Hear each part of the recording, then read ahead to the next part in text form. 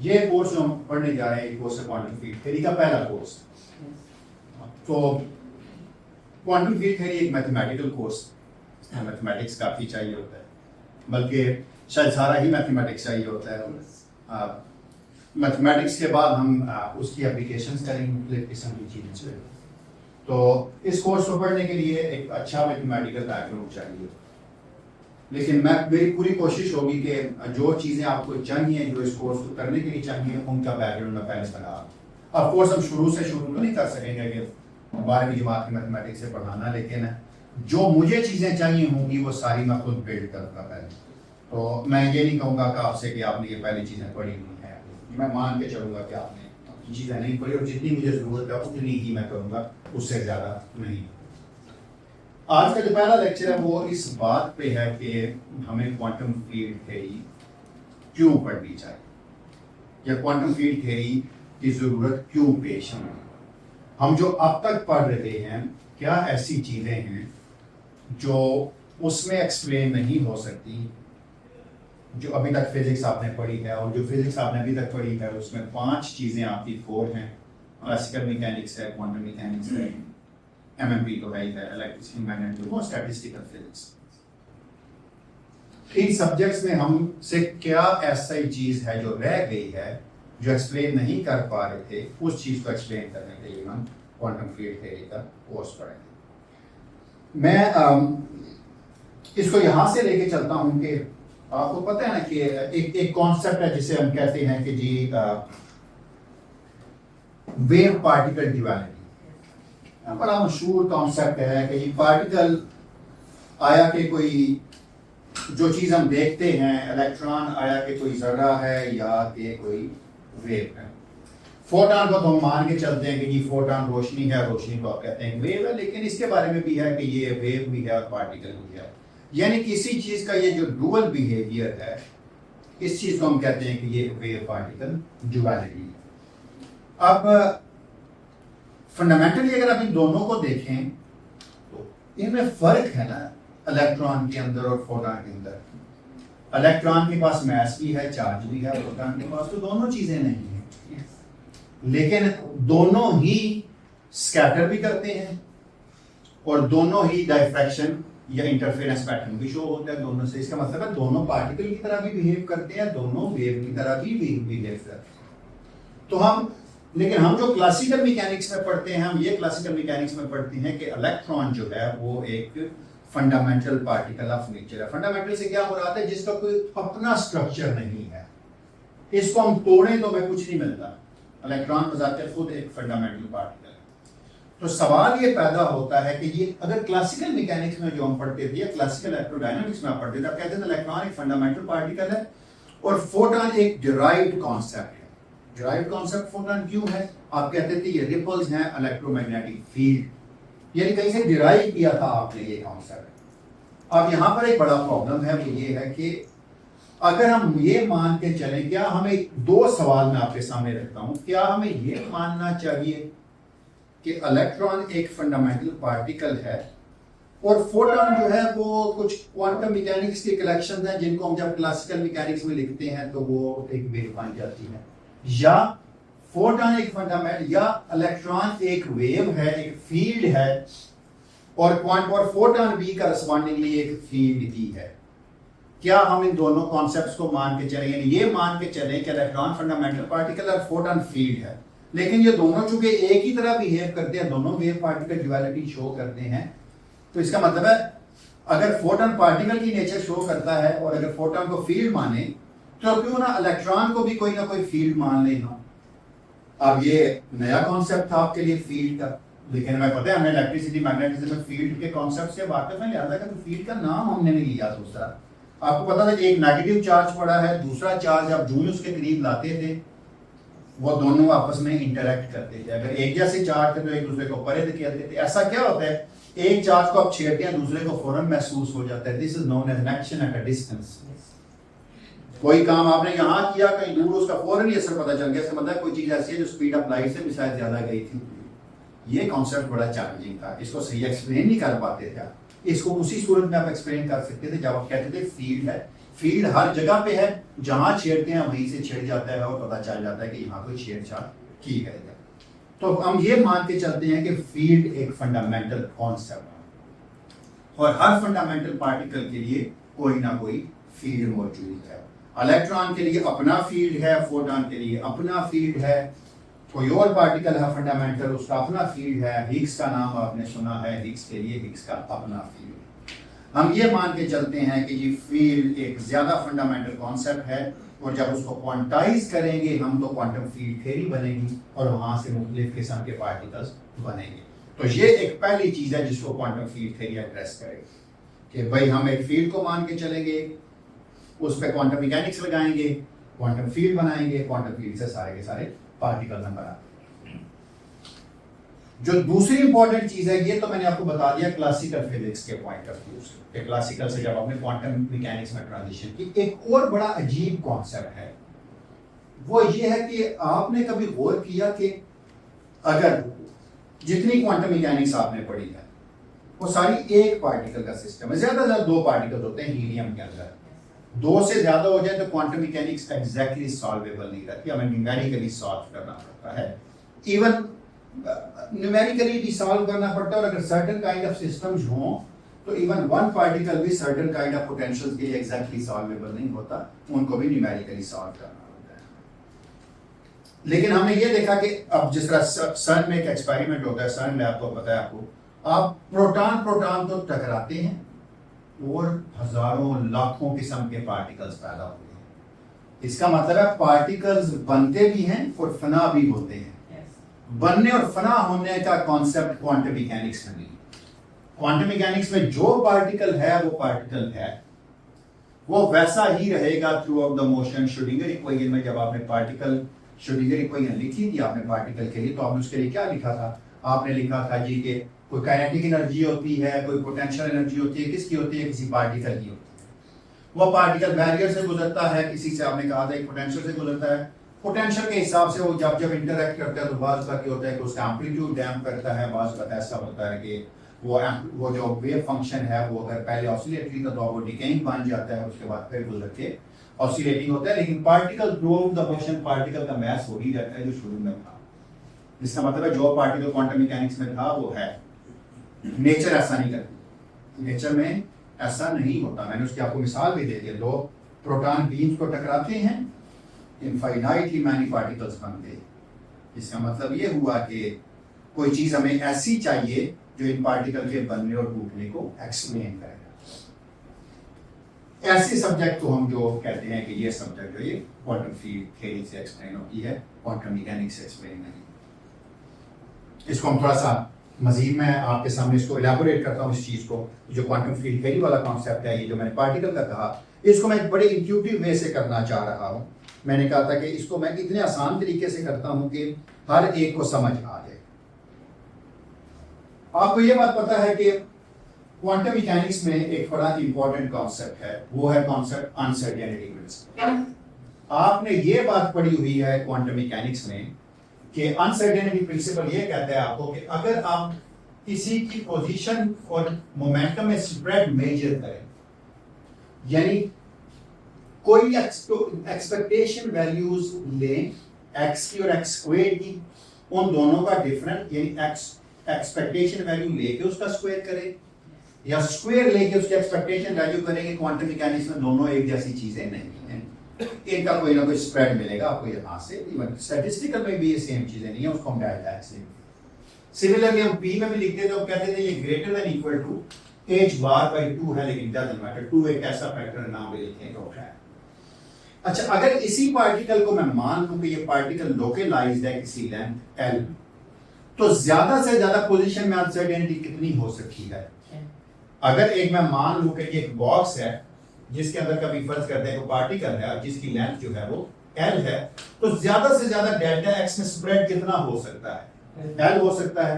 इसका मतलब है डेल्टा p जो है वो किसके इक्वल आ जाएगा? Greater than equal to h over.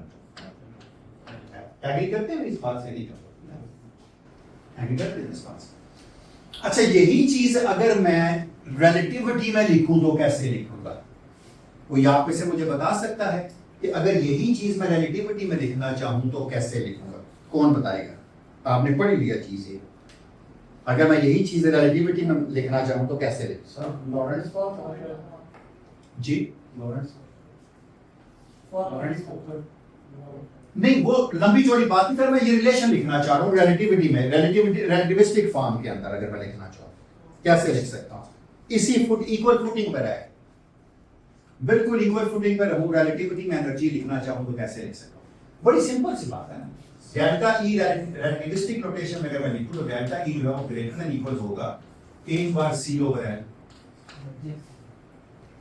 Units देखने बेशक आप उसकी एच बार ओवर एल के अगर यूनिट देख के और उसको सी से मल्टीप्लाई करें तो एनर्जी बनती है। और आप बड़े ज़हीन हैं, आपको पता है पी सी एनर्जी होता है। अगर मोमेंटम को सी से ज़रब दे तो दोनों तरफ अगर सी से ज़रब दे देते तो ये देखेंगे ये बड़ी थी ना बात। अच्छा, अब ये सवाल पैदा होता है कि इसका मतलब है अगर पार्टिकल की एनर्जी डेल्टा ई 2mc² हो जाए तो क्या होगा? जरा सोचें ना। if delta E is equal to 2mc², mc² क्या होता है किसी को पता है? mc² क्या होता है? Rest mass energy. अगर कोई पार्टिकल मैस रखता है और वो रुका रेस्ट पे है तो जो इसकी मैक्सिमम एनर्जी होगी वो mc²। इसका मतलब आप इसको क्या लिख सकते हैं? 2mc² को आप इसको लिख सकते हैं mc² प्लस mc²। इसका मतलब है कि दो पार्टिकल्स हैं, है ना?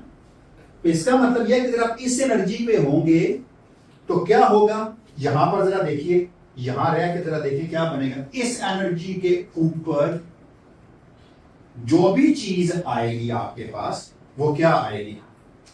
इस एनर्जी के ऊपर जब 2mc² है तो क्या होगा? कोई बता सकता है? या मैंने आपको जवाब दे दिया। अनसर्टेनिटी एनर्जी में क्या है?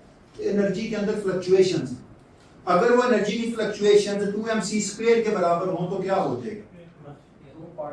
पेयर प्रोडक्शन होगी, पार्टिकल एंटी पार्टिकल पैदा होंगे। बिल्कुल सही बात है, मैं आपसे पूरी तरह एग्री करता हूं कि अगर एनर्जी इतनी होगी तो पेयर प्रोड्यूस होंगे। इसका मतलब है मैं L को अगर इधर ले जाऊं तो L is equal to greater than equal to H bar C over delta E। इसका मतलब है कोई ना कोई लेंथ है, अगर मैं उस लेंथ पे चला जाऊं तो मैं ये, अच्छा मैं इक्वल साइन लिख लेता हूं, खैर है H bar C over 2mc²। Factor of 2 में वंस अगेन कह रहा हूं कोई इंटरेस्ट की चीज नहीं है मेरे पास, है दो पार्टिकल्स तो C से C कैंसिल हो गया। इसका मतलब है कि H बार ओवर 2mc। ये जो H बार ओवर mc है ये क्या है? कभी आपने पढ़ा है? कभी देखा है ये क्या चीज? इसका मतलब है ये कोई लेंथ है और लेंथ को हम क्यों ना वेव लेंथ कह लें और इसको लिखने के लिए H बार ओवर mc। ये कॉम्पटन वेव लेंथ। इसका मतलब है डी ब्रॉय वेव लेंथ जो आप क्वांटम मैकेनिक्स में पढ़ते थे वो क्या था? Lambda is equal to H bar over p का होगा। अब अगर मैं आपसे पूछूं इस वेव लेंथ पे क्या खास बात थी? पार्टिकल वेव एग्जैक्टली, ये वो वेवलेंथ था जिसके ऊपर एक पार्टिकल जो है वो पार्टिकल की तरह बिहेव करता है और वेव की ये वो वेव एसोसिएटेड है उस पार्टिकल के साथ according to de Broglie wavelength hypothesis. ये हर पार्टिकल के साथ एक वेव एसोसिएट होती है। ये वो वेवलेंथ है जिसके ऊपर अगर आप देखें तो आपके पार्टिकल और एंटी पार्टिकल्स पैदा होते हैं। ठीक है, इसका मतलब है जब भी आपकी एनर्जी की फ्लक्चुएशन 2mc² से ज्यादा हो पार्टिकल एंटी पार्टिकल पैदा हो सकते हैं, होते हैं। तो कहां गया सिंगल पार्टिकल का कॉन्सेप्ट? इसका मतलब पार्टिकल्स तो बनते टूटते रहते हैं, जो जो एनर्जी बढ़ाते जाते हैं। This concept can not be explained by any other subject other than quantum field theory. कोई और चीज नहीं है जो इस चीज का जवाब दे। आपके जहन में ये बात आ सकती है और हर बंदे के जहन में आती है और हम भी इस बात को अपने जहन में लाके सॉल्व भी करेंगे कि क्यों ना श्रोडिंगर इक्वेशन में ही कोई ऐसी चीज डालते। देखिए अपने रिलेटिविटी लाइन है, जब रिलेटिविटी लाइन है तो जो क्वांटम मैकेनिक्स का वेवलेंथ था वो अब क्वांटम वेवलेंथ बन गया है, उसमें चेंज हो गया है। तो क्यों ना रिलेटिविटी को क्वांटम मैकेनिक्स में शामिल कर दिया जाए, यानी जिसे हम कहते हैं कि why not combine special relativity with the quantum mechanics. इसमें मसला आता है, मसला ये आता है कि जब आप रिलेटिविटी को शामिल करेंगे तो आप देखिएगा प्रोबेबिलिटीज नेगेटिव होना शुरू होगी। अब नेगेटिव प्रोबेबिलिटी हो नहीं सकती, probabilities always a positive number, ठीक है, 0 हो सकती है, 0 से लेकर बड़ी हो सकती है, मैक्सिमम 1 हो सकती है, नेगेटिव प्रोबेबिलिटीज हो ही चाहिए। तो हम देखेंगे कि जब रिलेटिविटी को क्वांटम मैकेनिक्स में शामिल करेंगे तो ये जो इन्फिनिटीज आएंगी इसकी कोई इंटरप्रिटेशन नहीं है हमारे पास other than the quantum field. This is the first, पहला टेक होम मैसेज फिर क्या हुआ आपका? First take home message is there is no explanation of the particle antiparticle creation in the quantum mechanics, even if you merge quantum mechanics and special relativity, तब भी कोई explanation नहीं। दूसरा जो important point है वो है indistinguishability। आपको पता है एक फोटॉन एक प्रोटॉन है, कॉस्मिक रे का नाम तो सुना होगा ना, प्रोटॉन्स होते हैं। एक कहीं दूर से आया जो कायनात जब बनी उस वक्त एक प्रोटॉन आया जो आपने यहाँ लैब में पकड़ लिया। एक प्रोटॉन आपके उस लैब में पैदा किया किसी एक्सपेरिमेंट से, वो पकड़ा, दोनों बिल्कुल एक जैसे, बिल्कुल क्वांटम, अच्छा जब मैं कहता हूं बिल्कुल एक जैसे हैं, क्लासिकल के एक जैसे और क्वांटम मैकेनिक्स के एक जैसे में बहुत फर्क है। क्वांटम मैकेनिक्स में अगर कोई चीज एक जैसी है तो हर लिहाज से एक जैसी है। If something is indistinguishable in quantum mechanics, it is indistinguishable in all senses. कोई भी काम एक पे करें दूसरे पे करें बिल्कुल कोई फर्क नहीं नजर आता। इतने इनडिस्टिंग्विशेबल है कि दोनों की जगह बदल देना तो ज्यादा से ज्यादा एक साइन का फर्क लेते हैं, बाज़ बात वो भी नहीं लेते। yes. तो ये जो पार्टिकल्स को बदलने से साइन का फर्क आता है ना, ये naturally quantum field theory explain करती है। बाकी कोई सब्जेक्ट में आप कहते थे 2 फर्मियन एक्सचेंज होते हैं तो नेगेटिव साइन आता है, 2 बोसॉन एक्सचेंज होते हैं साइन चेंज नहीं होता। क्वांटम फील्ड थ्योरी नेचुरली आपको बताएगी कि अगर आप 2 चीजों को एक्सचेंज करेंगे तो एक नेगेटिव साइन को देंगे। This is the second and the most fundamental concept जो क्वांटम फील्ड थ्योरी देती है। तो पार्टिकल एंटीपार्टिकल की क्रिएशन एनिहिलेशन को आप एक्सप्लेन नहीं कर सकते। और दूसरी ये चीज थी कि पार्टिकल्स इनडिस्टिंग्विशेबल हैं। आप अगर ये इनडिस्टिंग्विशेबल हैं, इसको मैं एक्सप्लेन करना चाह रहा हूं। अगर एक प्रोटॉन आया है दूर किसी सितारे से और एक प्रोटॉन आपके साथ वाले कमरे से आया है, क्या चीज है इनको जो दोनों को एक जैसा बनाती है? ऐसा भी तो हो सकता है दोनों को ओरिजिन एक हो, यही है ना। ये बेशक जिस तरह मर्दी पैदा किए हों, इन दोनों एक ही तरीके से पैदा हुए हो तभी एक जैसे हैं। तो इसीलिए हम कहते हैं जो फील्ड होगा वो ज्यादा फंडामेंटल कॉन्सेप्ट होगा। हम कहेंगे ये फील्ड ही है दोनों का, चाहे उधर फील्ड फंडामेंटल है, उधर कोई पार्टिकल पैदा हो गया आप तक पहुंचा है, इधर कोई पैदा हो गया आप तक पहुंचा है, क्योंकि इन दोनों को जिससे ये पैदा हुए हैं वो बेसिक चीज इनकी सेम है, लिहाजा ये दोनों एक ही जैसे, दे आर द इनडिस्टिंग्विशेबल। ये दूसरा कॉन्सेप्ट है जो आप क्वांटम फील्ड थ्योरी में बड़े डिटेल से पढ़ेंगे इस कोर्स। और मैंने जिस तरह पहले आपसे ये जिक्र किया है कि ये कोर्स है रिगरस मैथमेटिकली। अब आप देखें ना, मैंने कितनी चीज़ों का नाम लिया आपके सामने। मैंने कहा क्लासिकल मैकेनिक्स में जो कॉन्सेप्ट है वो पार्टिकल का है। मसला ये है कि सूरज जरा भी अपने और अपनी जगह से इधर उधर हो जाए, जमीन को मसला बन जाए, पता चले जमीन घूमती घूमती वापस ही नहीं आएगी और ही निकल गई है। क्या ऐसी चीज है जो सूरज की छेड़छाड़ फौरन जमीन पे महसूस कराती है? कोई ना कोई तो है ना। इसका मतलब है हमें कोई ऐसी थ्योरी बनानी चाहिए जो वक्त और टाइम का फंक्शन हो, ताकि उसको कहते हैं लोकल हो। हाँ यार, आपसे जब पूछा जाता है आप कहाँ के रहने वाले, आप कहते हैं मैं लोकल हूँ। लोकल से क्या मुराद है? मैं कहीं और से आके यहाँ छेड़छाड़ नहीं कर रहा, ये नहीं कहा। तो हम जितनी फील्ड थ्योरीज डेवलप करेंगे सारी लोकल होंगी, एक स्पेस टाइम पॉइंट पर। हम बात करेंगे लोकेलिटी की। सबसे जो पहले सब्जेक्ट हमें चाहिए होगा वो क्लासिकल मैकेनिक्स। क्लासिकल मैकेनिक्स इसके लिए इंपॉर्टेंट सब्जेक्ट है। दूसरी जो हमें चीज चाहिए होगी वो क्वांटम मैकेनिक्स होगी। तीसरी जो चीज होगी वो स्पेशल थ्योरी ऑफ रिलेटिविटी होगी। स्पेशल थ्योरी ऑफ रिलेटिविटी और क्वांटम मैकेनिक्स की शादी कराएंगे तो क्वांटम की थ्योरी बनाएंगे। बट वैसे बेजोड़ सी लगेगी, लेकिन वो जो बेजोड़ चीजें हैं उनको बीच में से खत्म कराएंगे। So it is an unnaturally natural marriage of quantum mechanics and special theory of relativity. शुरू में कुछ कॉन्फ्लिक्ट्स आएंगे, फिर उन कॉन्फ्लिक्ट्स को खत्म करेंगे, and then they will smoothly run their relation perfectly. तो ये सही शुरू। तो ये इस कोर्स का एसेंस है। यहाँ तक अगर आपको कोई सवाल है, आपके ज़हन में कोई कंफ्यूजन है तो आप बता दें। एक तो मेरा वेवलेंथ है जिसपे अब एक चीज मैं और क्या फिर आप कहिएगा। एक इंपॉर्टेंट चीज है कि आप कहते हैं पार्टिकल एंटी पार्टिकल बनते हैं तो हमें नजर क्यों नहीं आते हैं? ये ज़हन में सवाल आते हैं ना, तो हमें कैसे पता वैक्यूम से हर वक्त पार्टिकल एंटी पार्टिकल वैक्यूम में बन गया है? ये जो वैक्यूम फ्लक्चुएशंस, ये हर वक्त पार्टिकल एंटी पार्टिकल पैदा करते हैं। वैक्यूम फ्लक्चुएशंस क्यों होती हैं? क्योंकि कोई भी चीज रेस्ट पे नहीं है। हम ये निकाल के मैं आपको दिखाऊंगा इस कोर्स में कि वैक्यूम फ्लक्चुएशंस की एनर्जी होती है और वो एनर्जी है वो पार्टिकल एंटी पार्टिकल पैदा करने के लिए मोर देन ना। अब देखें, जितना भारी पार्टिकल पैदा करना होगा उतने छोटे वेवलेंथ पे जाके देखना पड़ेगा।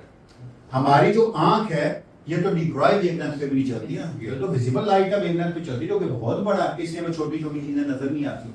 लेकिन अगर आप इस वेवलेंथ पे चले जाएं, मसलन अगर यहाँ इलेक्ट्रॉन का मास पुट करें, यहाँ सी से ज़रब दें, ऊपर एच बार रखें, जो जवाब आता है अगर आप उस वेवलेंथ पे जाके एक ऐसी माइक्रोस्कोप बनाएं जो इस वेवलेंथ पे जाए, तो आप यकीन करें वैक्यूम से जो पैदा होते हैं पार्टिकल एंटी पार्टिकल इलेक्ट्रॉन्स को देख सकते। जितना भारी पार्टिकल होगा उतना ही छोटा वेवलेंथ चाहिए होगा।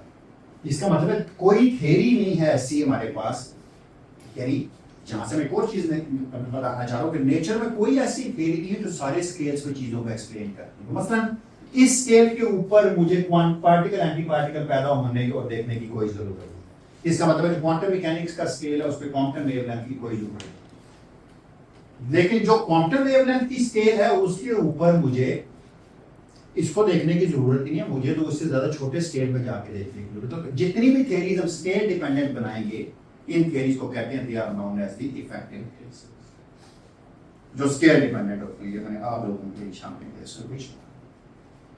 अच्छा, अब जो इंपॉर्टेंट कॉन्सेप्ट है यहाँ पर ये है कि पार्टिकल एंटी पार्टिकल कैसे पता चलता है बनते हैं।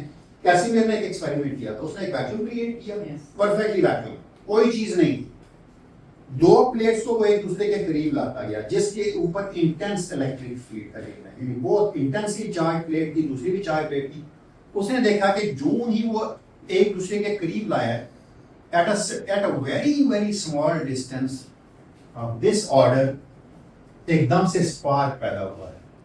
हालांकि स्पार्क उस वक्त पैदा होता है जब सर्किट मुकम्मल होता है, या तो दोनों जोड़ेंगे तो सर्किट होगा, क्योंकि वैसे तो आइडियली वैक्यूम था। तो क्या हुआ ये कि जो वैक्यूम में पार्टिकल एंटी पार्टिकल पैदा हुए, पार्टिकल एक तरफ जोड़ा, उसका जो एंटी पार्टिकल था वो दूसरी तरफ जोड़ा, तो एक स्पार्क पैदा हुआ। इसका मतलब है सिंपल एक्सपेरिमेंट से हम ये साबित कर सकते हैं कि वैक्यूम से पार्टिकल एंटी पार्टिकल बनते हैं। डिराक ने मैथमेटिकली साबित किया, तो ये इस कोर्स में हम ये साबित करेंगे कि जो डिराक ने कहा था there is a concept of anti particle, और नेचुरली जो उसके इक्वेशन से निकला था वो इस कोर्स में हम निकाल के देखेंगे। एक आखिरी चीज मैं बता दूं आपको, फिर मैं आपसे पूछना होगा कोई सवाल है। क्वांटम फील्ड थ्योरी इस्तेमाल क्या कहाँ होती है? ये एक टिपिकल कंज्यूमर सोसाइटी का माइंडसेट है। आप ये एक उस सोसाइटी का माइंडसेट है जो किसी भी चीज को इसलिए नहीं सीखती कि वो लाजमी है, वो इसलिए सीखती है कि इसका फायदा क्या हो, कहाँ इस्तेमाल हो। Quantum mechanics, quantum field theory दुनिया के हर सब्जेक्ट में इस्तेमाल होती है। आपने प्लाज्मा फिजिक्स करनी है, कंडेंस मैटर में तो होती ही होती है, पार्टिकल फिजिक्स में तो इसके बगैर शुरू ही नहीं होता काम। जनरल रिलेटिविटी में जरूरत है, यानी कोई सब्जेक्ट आप नाम लें, तो अगर आप उसको बहुत अच्छा काम करना चाहें, उसको अगर तो आप करना चाहें बस ठीक, तो फिर तो आपको किसी चीज में जरूरत है। लेकिन अगर आप किसी फील्ड में अच्छा काम करना चाहें तो फिर आपको क्वांटम फील्ड थ्योरी की हर सब्जेक्ट में ही जरूरत पड़ती है। प्लाज्मा फिजिक्स में जो कोआगुलेंट प्लाज्मा लोग करते हैं, जो आजकल बड़ा state of the art field है, उसमें आपको चाहिए जो ये क्वांटम फील्ड थ्योरी का मतलब थोड़ा सा मजीद एक्स्ट्रा वर्जन 2 जो है QC में होता है। पार्टिकल फिजिक्स में ऑफ कोर्स चाहिए है, जनरल रिलेटिविटी में इफेक्टिव थ्योरी चाहिए होती है, इफेक्टिव थ्योरी की बेस्ड है वो क्वांटम फील्ड थ्योरी है। और वो वहां पर से quantum field theory flat tube या कर्व स्पेस टाइम में करनी होती है। रूल ऐसे ही रहते हैं, थोड़ी थोड़ी चीजें चेंज होती हैं, लेकिन बेसिक कॉन्सेप्ट ये है। और कंडेंस मैटर फिजिक्स का सारे सिस्टम ग्रिफिन तक भी क्वांटम फील्ड थ्योरी आके कोई 2+1 डायमेंशन, वो बाकी सिस्टम भी इतने जो ज्यादा सोफिस्टिकेटेड है, वो ज्यादा सोफिस्टिकेटेड क्वांटम फील्ड थ्योरी की टेक्निक्स चाहिए। तो ये सब्जेक्ट मेरे ख्याल में बड़ा फंडामेंटल सबको पढ़ना चाहिए, जिंदगी में एक बार जरूर पढ़ना चाहिए, कभी ना कभी। मैं नहीं कहता मुझे पढ़ना चाहिए, लेकिन जिंदगी में कभी ना कभी ये सब्जेक्ट पढ़ना चाहिए। कहीं से भी पढ़ लें, अभी पढ़ लें, 2 साल बाद पढ़ लें, 4 साल बाद पढ़ लें, लेकिन ये पढ़ना चाहिए। ये आपको मैथमेटिकली इतना साउंड कर देगा ये सब्जेक्ट कि आपको मैथमेटिक्स करने में कोई प्रॉब्लम नहीं होगी इसके बाद। आता। आप किसी किस्म का मैथमेटिक्स आ जाए, जिन लोगों ने मुझसे रिलेटिविस्टिक क्वांटम मैकेनिक्स पढ़ी है उसमें काफ़ी हद तक चीज़ें इस्तेमाल होती हैं। उनसे पूछ लीजिए जब वो आए थे जो उनका मैथमेटिक्स था और जो अब उनका मैथमेटिक्स, उसमें कितना फ़र्क है। इस कोर्स में आप हर चीज़ सीखेंगे, कॉम्प्लेक्स वेरिएबल होंगे, हर चीज़ इसमें इस्तेमाल होगी। इसलिए वाइनबर्ग ने भी यही कहा था कि वन ऑफ द शायद टफेस्ट सब्जेक्ट समझा जाता है क्योंकि इसमें मैथमेटिकल रिगर बहुत चाहिए। मैं नहीं आपसे कह रहा कि इसको मत समझिएगा कि मैं कह रहा हूँ कि कोई सलाह दे रहा हूँ, आप देखें कि आप पढ़ना चाहते हैं, नहीं पढ़ना चाहते, ये चॉइस आपकी है। मेरी तरफ से कोई बंदिश नहीं है, डिपार्टमेंट की तरफ से कोई बंदिश नहीं है। लेकिन अगर कोई बंदा जिसको पार्टिकल फिजिक्स करनी है वो तो ये जरूर पढ़े, जिसको नहीं करनी है वो फिर कंडेंस मैटर जिसको करनी है वो भी जरूर। कोई सवाल कोई ना लगा या कोई इससे हट के कोई सवाल हो कि आज का इंट्रोडक्टरी लेक्चर ये जो आप फील्ड डिफाइन कर रहे हैं, जो कि मैटर का स्कूल है, हमें तो क्लासिकली यही पढ़ा है कि मैटर सोर्स होती है फील्ड। ये कैसी इंडिपेंडेंट फील्ड है जो मैटर को प्रोड्यूस करती है? हाँ, इसे क्वांटाइज है, इसलिए हम ये साबित करेंगे कि क्वांटाइज करेंगे उस फील्ड को जो आपका क्लासिकल फील्ड है। क्या आप उसे टोपियां बनाएंगे तो आपने पढ़ा हुआ है ना क्वांटम मैकेनिक्स में कि क्लासिकल मैकेनिक्स में जब आप सॉल्व करते हैं क्लासिकल मैक्सवेल इक्वेशन, आप ई और बी निकालते हैं ना, और वो कहते हैं क्योंकि ये सेकंड ऑर्डर वेव इक्वेशन है तो इसके दो सॉल्यूशंस होंगे, A E to the power होता है kx plus B E to the power minus K होता है। आप कहते हैं कोई कांस्टेंट लेके ये वेव चलती है, हम कहते हैं जो वेव चलती है जिस कांस्टेंट को लेके अगर वो ऑपरेटर मान जाएंगे तो क्या करेगा, ए पार्टिकल को खत्म करेगा और ए डायरेक्ट पार्टिकल को पैदा करेगा। इसका मतलब है जो चीज चल रही है वो पार्टिकल पैदा हुआ है और वो उसकी कोई प्लेन लेगा। और ये हम करेंगे कि क्वांटम फील्ड फंडामेंटली फील्ड को डिफाइन करेंगे, टोपियां पहनाएंगे, पार्टिकल बना के दिखाएंगे। और मजे की बात आप देखिएगा, जो स्पिन 0 पार्टिकल से फील्ड पैदा होंगे उनकी, और जो स्पिन 1 से पैदा होंगे उनकी अपनी नेचर होगी, 0 वाले की अपनी होगी, हाफ वाले की अपनी होगी। तो हम फंडामेंटली डिफरेंट पार्टिकल के साथ डिफरेंट फील्ड एसोसिएट करें। तो इसीलिए मैंने कहा मेरी नजर में field is the most fundamental concept than the particle. फिर भी जब हम फर्मियंस वगैरह को उनकी पोजीशन सिर्फ फंडामेंटल पार्टिकल्स की फील्ड सी बात, अगर फर्मियंस की पोजीशन एक्सचेंज करते हैं इलेक्ट्रॉन्स की तो हमें नेगेटिव साइन मिलता है, लेकिन अभी आपने बताया था कि वो जो एक ही फील्ड से जनरेट हो रही है, फिर उनके साथ नेगेटिव साइन आने की क्या? बिल्कुल सही बात है, हम साबित करेंगे इस चीज को भी, फिक्र न कीजिए। हम ये कहेंगे कि जिन उनके पास एक चार्ज भी मौजूद है और उनके दरमियान में एक ऐसा मैट्रिक्स आ जाता है कि जब उसको छेड़ते हैं तो नेगेटिव साइन आता है। क्योंकि आपको पता है दो मैट्रिसेस को आगे पीछे करें तो वो एक जैसे भी हो सकते हैं, कंप्यूट भी करते हैं, और इधर उधर करें तो कंप्यूट नहीं करते बल्कि उनके दरमियान में एक नेगेटिव साइन भी आ सकता है।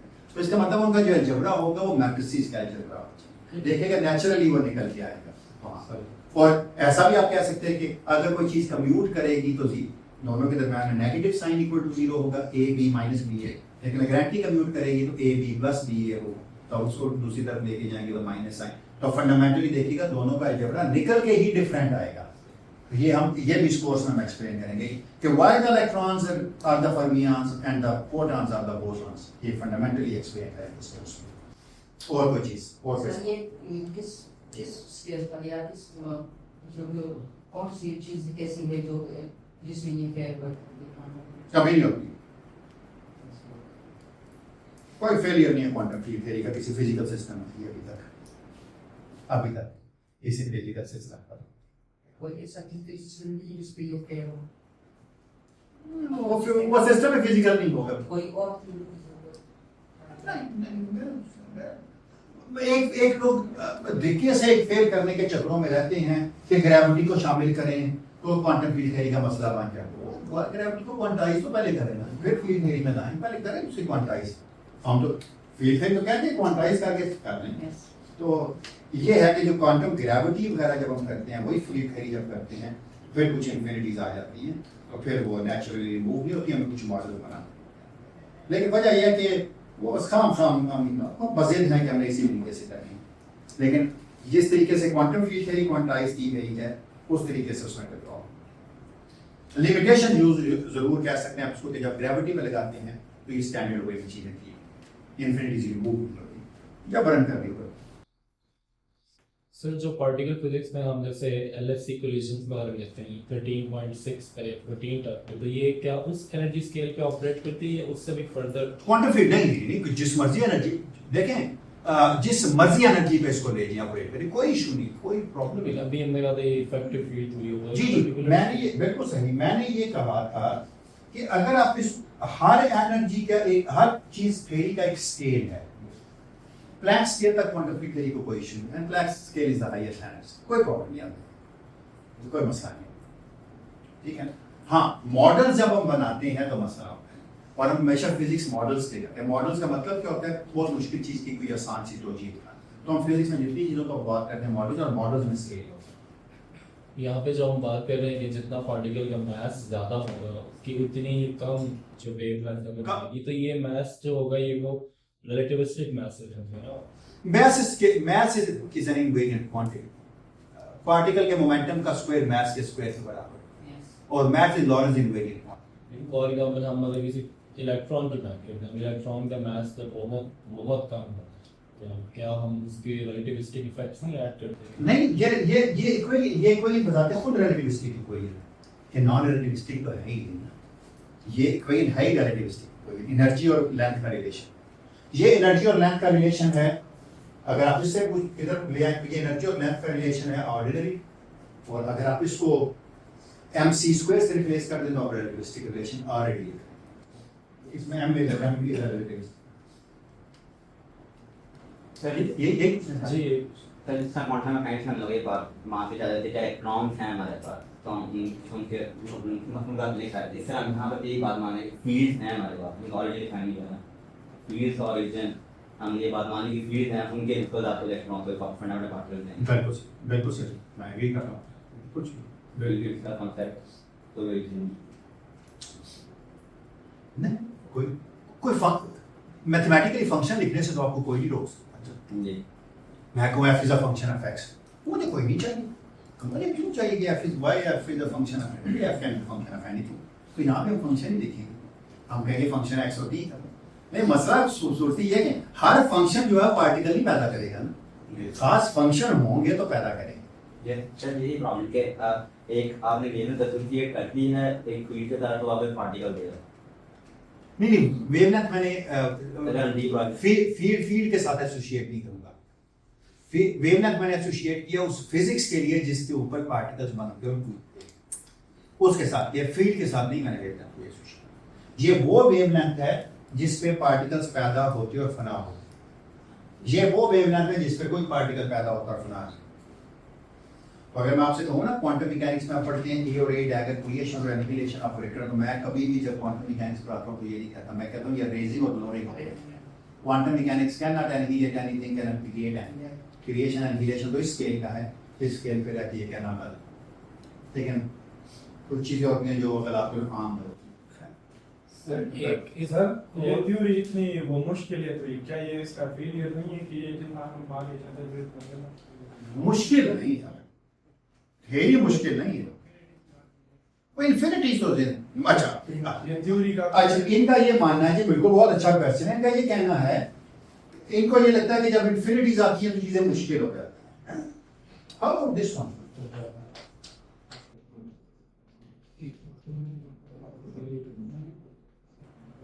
अभी अगर रेडियस 0 हो जाए तो अगर r इक्वल टू 0 पे होंगे तो क्या करेंगे? व्हाट हैपेंस अगर दो मैसेज को एग्जैक्टली एक दूसरे के ऊपर ले आए तो क्या होगा? इसका मतलब है f approaches to infinity as r approaches to, लेकिन आप कहते हैं हम इतने चालाक हैं, हमें पता है दो पार्टिकल्स को एक दूसरे के ऊपर रखे ही जा सकते, स्केल आप फिर भी ले आए हैं, वो क्या है?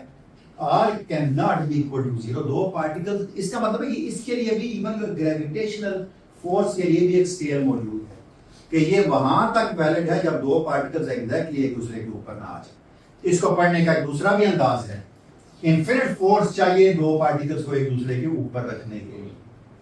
कूलम के साथ भी यही मतलब, जितनी लॉन्ग रेंज फोर्स है ना सबके साथ यही क्यूसीडी में बड़ा प्रॉब्लम है, वो आपको जुदा करने की कोशिश करे फिर कुछ और पकड़ लेता है, जितना मर्जी दूर छोड़ के आने की कोशिश करे रास्ते में किसी न किसी को पकड़ लिया। मैं क्वाक की मिसाल इसलिए देता हूँ, तो शरारती बच्चा है जिसको एक काम से रोक कर दूसरे को पकड़ के उसके शुरू कर रहता है, अकेले कोई रहते हैं, तो ये भी हम क्वास तक तो नहीं जाएंगे इस कोर्स में, लेकिन बात ये बहुत सारे सीधा सी क्वेश्चन जो है थोड़ा सा कोर्स से हट के है, लेकिन नहीं बिल्कुल हम कोर्स में शामिल कर रहे हैं, फिक्र करता है। लेकिन ये कि जैसे आपने बताया था कि इस कोर्स में हम ये साबित करेंगे कि पार्टिकल्स का जो ओरिजिन है वो फील्ड है और फील्ड्स का ओरिजिन हम नहीं हाँ। बताएंगे। तो क्या ये वही होगा जैसे हर फिजिसिस्ट का लाइट में होता है कि universe turning out to be just abstract algebra and abstract mathematics, कोई इसका मतलब ओरिजिन? शायद मैंने जो बात की वो थोड़ी सी गलत करने में गलत लगी, या शायद मेरी की गलत है, आपने सुनी ठीक है, बिल्कुल उस पर मैं कोई कमेंट नहीं करना चाहता आपके खिलाफ में। कोई चीज कैसे पता चलता है कि ये फिजिकल है जब वो किसी कोई इनका सोल्यूशन हो?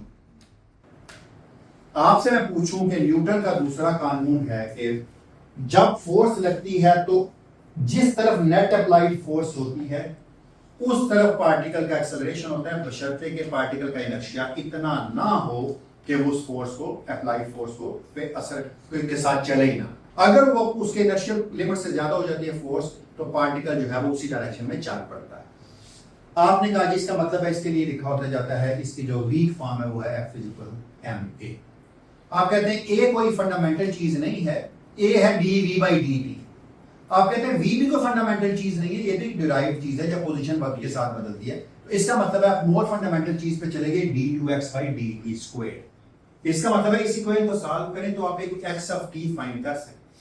वो x ऑफ t फिजिकल होगा, तो आपको बताएगा कि किस वक्त कौन सा पार्टिकल कहाँ। लेकिन वो हम ये भी तो कहते हैं ना कि उसके फिजिकल होने में ये दूसरा सबूत है कि आप उसको एक्सपेरिमेंटली वेरीफाई। बिल्कुल, मैं इसी बात पे आने लगा। मैं क्वांटम फील्ड थ्योरी करने से पहले हम लिखेंगे इक्वेशन, हम कहेंगे ये इक्वेशन है, इसके सॉल्यूशंस किस तरह के होंगे, इसके सॉल्यूशंस ऐसे होंगे। जैसे मैक्सवेल इक्वेशन थी, तो Maxwell equation second order wave equation का आपने कहा उसके सॉल्यूशंस वेव इक्वेशन आपने बना, वो भी एक फंक्शन था बाय द वे x और t का। एग्जैक्ट उसी को मैं टोपियां बनाऊं तो मैंने क्या गलत कर दिया? तो हम फंडामेंटल इक्वेशन लिखेंगे, हम करते हैं हमेशा ऐसे, फंडामेंटल इक्वेशन बनाएंगे, फंडामेंटल इक्वेशन का सॉल्यूशन होगा, जो फील्ड होगा उसको क्वांटाइज करेंगे। दो बस फर्क इतना है कि वहाँ EMT के अंदर हम इलेक्ट्रिक चार्ज को सोर्स बताते हैं फील्ड का, और फिर उसको लोकलाइज करते हैं या क्वांटाइज करते हैं जिससे। बिल्कुल, यहाँ पर भी हम देखिएगा करेंगे सोर्स पे करना, लेकिन यहाँ सोर्स की छोड़ देते, सोर्स फ्री काम कर रहे हैं। हाँ, मैथ बस हम कहते हैं ये सॉल्यूशन है उस इक्वेशन का, वहां से चल पड़ते हैं, उसके बाद सारा कुछ बना लेते हैं, कोई प्रॉब्लम नहीं होगा। तो ये बड़ा रेलेवेंट क्वेश्चन था, ये बिल्कुल इस फील्ड में हम इस चीज को एड्रेस करेंगे। तो पहले मैं इक्वेशन बनाऊंगा सारी, हमेशा देखिएगा, इक्वेशन के बाद उसके सॉल्यूशन देखूंगा, उसको सॉल्यूशन के बाद उनको टोपियां बनाऊंगा, क्वांटाइज करने हैं। छोड़ पे क्वेश्चन इसे थ्योरी क्यों कर रहा है पॉइंट ऑफ व्यू? इस क्योंकि ये फंडामेंटल है। मतलब ये कोई चीज कब थ्योरी बनती है? मतलब ये जो है हमारे पास एक डेवलप मैथमेटिकल रिलेशंस है, फॉर्मूलेज हमें तो से थ्योरी की। अच्छा, किसी चीज को थ्योरी क्यों कहते हैं? थ्योरी के लिए तीन चीजें होना जरूरी है। सबसे पहले आप पुस्तक को मफरूजा करते हैं, मफरूजा घर लिया आपने, उसके बाद उस मफरूजे का कोई मैथमेटिकल आप प्रूफ देते हैं कि ये मफरूजा मेरा, ये हाइपोथेसिस मेरा जस्टिफाई हो रहा है इस मैथमेटिकल फ्रेमवर्क में। फिर आप उसको तजर्बा करके देखिए, अगर वो तीनों स्टेप्स पूरे कर दे तो थ्योरी होगी। क्वांटम फील्ड के ये स्टेप्स हर दफा पूरे कर ले, हर चीज के लिए पूरे कर लेते हैं जो करना चाहते हैं। यकीन करें, इससे ज्यादा थ्योरी का लफ्ज किसी के साथ सूट नहीं करता। It is theory by all means। हमने बड़ी दफा टेस्ट किया है, कभी मायूस नहीं किया इसे, कभी मायूस नहीं किया, यकीन है। तभी तो कहा कि हर सब्जेक्ट में इस एतमाद से लगाते हैं, हर सब्जेक्ट में क्या पता है ये ठीक है। और कोई तो आप समझ आए कि थ्योरी क्यों है।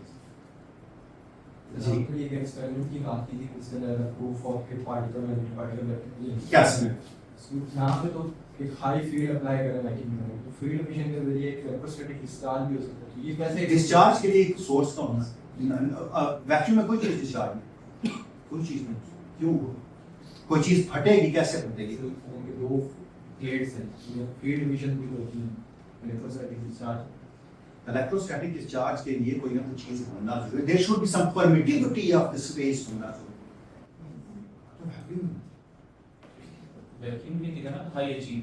एग्जैक्टली, इवन मैं ये कह रहा हूँ, ये तो एक एक्सपेरिमेंट था, इस तरह के मैं इतनी दफा और एक्सपेरिमेंट करके देखे जिनमें इलेक्ट्रिक वीडियो वगैरह भी बहुत सारे काम कर रहे थे। कैसे डबल ब्रेक एक्सपेरिमेंट में क्लास में एक्सप्लेन करूँगा, मैं करूँगा जो हाईएस्ट वैल्यू हमने अभी तक अचीव किया है इंस्टीट्यूट में टेस्ट ऑफ आइंस्टाइन यूनिवर्स तो उस पे भी पार्टिकल्स तो अच्छा पूरी स्पेस में से हमने मटेरियल तो नहीं निकाल दिया ना, हम ऐसा तो कर ही नहीं सकते। नहीं पूरी स्पेस तो निकालने के भी नहीं मतलब जो पार्ट है जिसके अंदर एक्सपेरिमेंट किया है हमने जो सिर्फ जो है गैस कमाई जो भी था उसको बाहर निकाल बिल्कुल सही 10⁻12 पे भी जाके हम बिल्कुल सब कुछ तो नहीं निकाल बिल्कुल। तो इसका मतलब जब प्लेटें दूर दूर थी तो फिर भी कुछ होना चाहिए था। हाँ अगर हमने इतना खाली नहीं किया तो इधर इधर प्लेटें थी तो फिर भी कोई ना कोई चीज दो अटे प्लेटों के साथ चिपकनी चाहिए।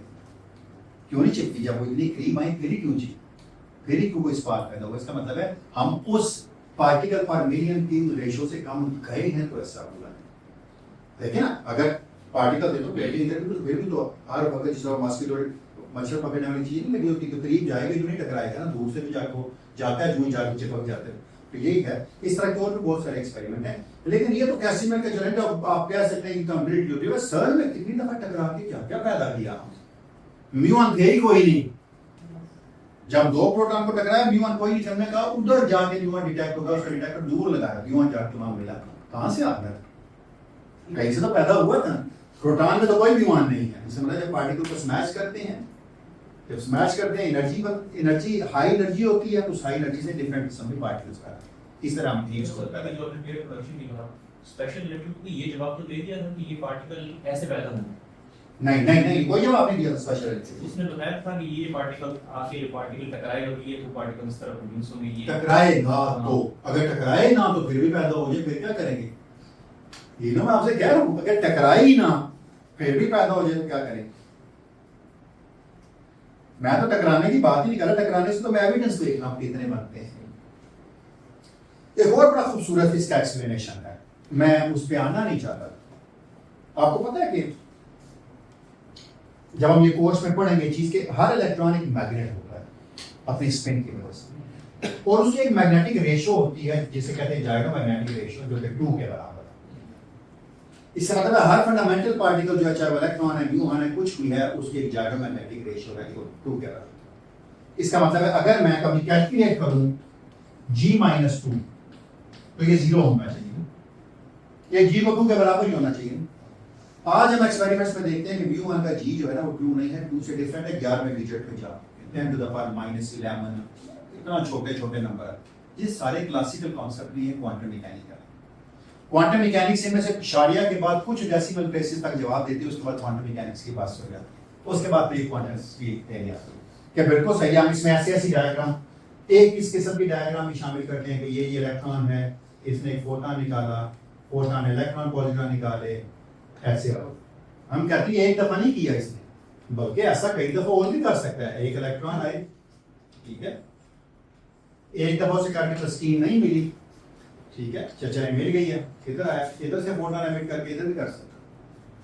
तो इतना कुछ ये सारे का सारी चीजें ये आपको रिलेटिविटी या क्वांटम मैकेनिक्स से एक्सप्लेन करती है, कानून चीजों ही एक्सप्लेन। तो बताते हैं हम बड़ी तो उसमें हम लोग शुरू करते हैं स्पेस। आप स्पेस को फिजिक्स में डिफाइन करें, हम क्या स्पेस क्या है? Space function of x and T, बस और क्या।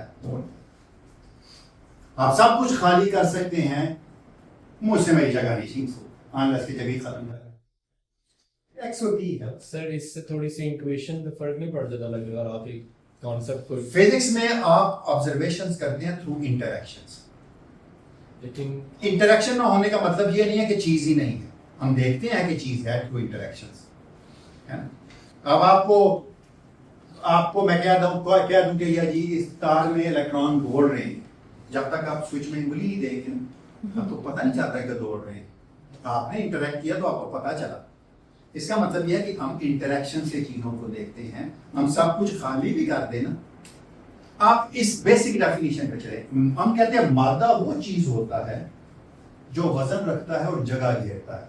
तो कॉन्सेप्ट बेसिक क्या हुआ? जगह हुई, स्पेस हुई ना, जगह घेरता है। जगह कौन सी, कहां से घेरता है? कोई थी तो घेर रहा है ना, खुद भी तभी है कोई जगह। इसलिए मैं कहता हूँ मेरे लिए स्पेस सिर्फ function of position and time. Position time दोनों का, ना पोजीशन ना टाइम, जब तक एक को जुदा करेंगे दूसरे से सब कुछ खराब हो। It is a function of space and time. तो मेरी स्पेस जो है वो उसमें पोजीशन है और टाइम है, स्पेस टाइम। स्पेस एक मिस नॉर्मेटिक टर्म होती है, हम कहते हैं स्पेस में हम जाएं तो वहां चार्ज नहीं, तो वो स्पेस और है, वो स्पेस है अपर एटमॉस्फेयर में अगर आप चाहें तो ये था। तो यहाँ स्पेस से वो कॉन्सेप्ट लिया Sir, फिर भी लाइक आप कहेंगे कि space is a function of space and time, किधर जैसे अभी आपने कहा नहीं मैंने कहा हम जो डेली लाइफ में स्पेस समझते हैं ना, वो ये हम लोग खला को भी स्पेस कहते हैं, अपर ये नहीं कहते स्पेस में जा रहे हैं भाई, स्पेस क्वांटम फील्ड है या हर सब्जेक्ट से स्पेस में तो आप हैं, आप अपर स्पेस में जा रहे हैं, ठीक है, आप कहीं से छोड़ के कहीं और जा रहे हैं। मतलब कि अगर मेरा टाइम मेरे काफी सराउंडिंग की बात है, अगर मैं इस यूनिवर्स इस और गैलेक्सी में किसी और प्लैनेट पर चल रहा हूं तो मेरा टाइम उस तरह है, फिर जो मुझे कैसे पता चलेगा कि आपका टाइम कुछ हो नहीं यूनिवर्सली तो मेरा टाइम जो है वो डिफरेंट होगा, जिस पोजीशन पे हूं अपनी उस प्लैनेट के हिसाब से जो भी मेरा लोकल जो टाइम बनेगा, जो ऑब्जर्वेशन से आपको कैसे पता चलेगा दूसरी जगह पे इस वक्त और टाइम ऑब्जर्वेशन और रिजर्वेशन कैसे आप ऑब्जर्वेशन करेंगे तो किस तरह? जैसे बहुत बेसिक होगी तो ये जैसे कि दिन और रात का बदल, सबसे बेसिक तो मैं यही मानता हूँ। बिल्कुल सर। तो मैं ये कह रहा हूँ पोजीशन तो चलिए मैं मान लेता हूँ पोजीशन हर जगह जगह एक ही तरह की है, तो वक्त का टाइम फिर कौन करेगा? एब्सोल्यूट टाइम तो है ही, एब्सोल्यूट टाइम है ही नहीं। तो फिर हम ये बिल्कुल फिर आप जो फंक्शन डिफाइन कर रहे हैं उसमें पोजीशन तो आप फिक्स कर लेंगे यूनिवर्स यहाँ नहीं, पोजीशन भी फिक्स नहीं करूंगा, लोकल करूंगा, इस पोजीशन इस टाइम पे ये, उस पोजीशन उस टाइम पे ये होगा, इसलिए मैंने कहा फील्ड थ्योरी जो लोकल होगी इन स्पेस एंड टाइम। मैं ये नहीं कह रहा कि स्पेस को और रख लूं टाइम यही रखूं, ना। रिलेटिविटी कहती है स्पेस को छेड़ेंगे टाइम छेड़ेगा, तो मैं इसलिए तो कह रहा था शादी करानी क्वांटम मैकेनिक्स की और स्पेशल रिलेटिविटी को शामिल करना है। और मैंने क्या कहा था, वैसे बेढंगे तरीके से शामिल करना चाहते थे तो प्रोबेबिलिटीज क्वांटम मैकेनिक्स में इन्फिनिट हो जाता, तो सही थोड़ा जरा प्रॉपर रिश्ता कराते हैं। तो सर फिजिक्स में क्या होता है कि बहुत सारे फंक्शंस पढ़ते हैं लेकिन आखिर में आके भी सेकंड ऑर्डर पार्शियल डेरिवेटिव बन जाती है किसी भी फिनोमेनन जिसके कॉम्प्लेक्स फंक्शंस उसमें आ गए, तो जिसकी एक पार्ट तो मतलब क्या उसका भी होगा, उसका भी होना चाहिए, होगा या बिल्कुल यहाँ भी होगा। हम क्यों फंक्शन ही क्यों ले, मतलब हम टीचर की क्लास शुरू करेगा आएगा बताएगा ये फंक्शन यूज हो, ये नहीं बताया कि क्यों हम कॉम्प्लेक्स ही लेके आए, रियल फंक्शन में क्या कमी थी कि हमें कॉम्प्लेक्स। बिल्कुल सही बात है, बहुत अच्छे। मैं आपको एक लाइन में जवाब दे देता हूँ, रियल फंक्शन से कोई करंट नहीं बन रहा, बना के दिखाएंगे क्वांटम मैकेनिक्स। यस करंट का फार्मूला क्या होता है? जे रियल फंक्शन का नॉट प्रोपेगेट इन क्वांटम। जे क्या होता था, आप तो कांस्टेंट का गलत देख सकता हूं, h बार वो 2 कहना होता size del sign Yes. Minus sign. Yes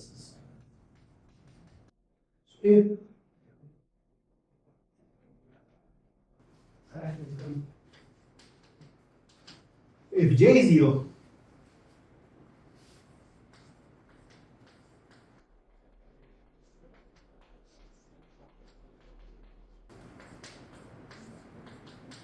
कोई जरूरत नहीं कुछ करने की, कोई जरूरत पड़ी वो कांस्टेंट है, जब कोई चीज निकली नहीं, किसी टैंकी खाली नहीं हुई तो नीचे बाल्टी में पानी क्या दे। रियल फंक्शंस के इसलिए नहीं करते कि मीनिंग्स नहीं होते क्वांटम मैकेनिक्स, ठीक। और ये सिंपलेस्ट चीज थी जो मैं कर सकता। यस मुझे ऐसा एक खूबसूरत सा लिंक बना हुआ है कि जो हमने इधर सारी में कॉम्प्लेक्स नंबर डाले हैं उसको हम उससे कंपनसेट करेंगे। एग्जैक्टली। तो ये तरह की ट्रेडिंग रखी हुई है। हाँ बिल्कुल, लेकिन ट्रेडिंग बड़ी इंटेलिजेंटली है, तो बाय आयोटा इस बार लिखने की जरूरत, बाय आयोटा ना लिखते तो ऑपरेटर और मिशन नहीं बनते। तो पता है हर चीज जो है ना बड़ी खूबसूरत तरीके से फैब्रिकेट की है, लफ्ज में यूज कर रहा हूँ फैब्रिकेट।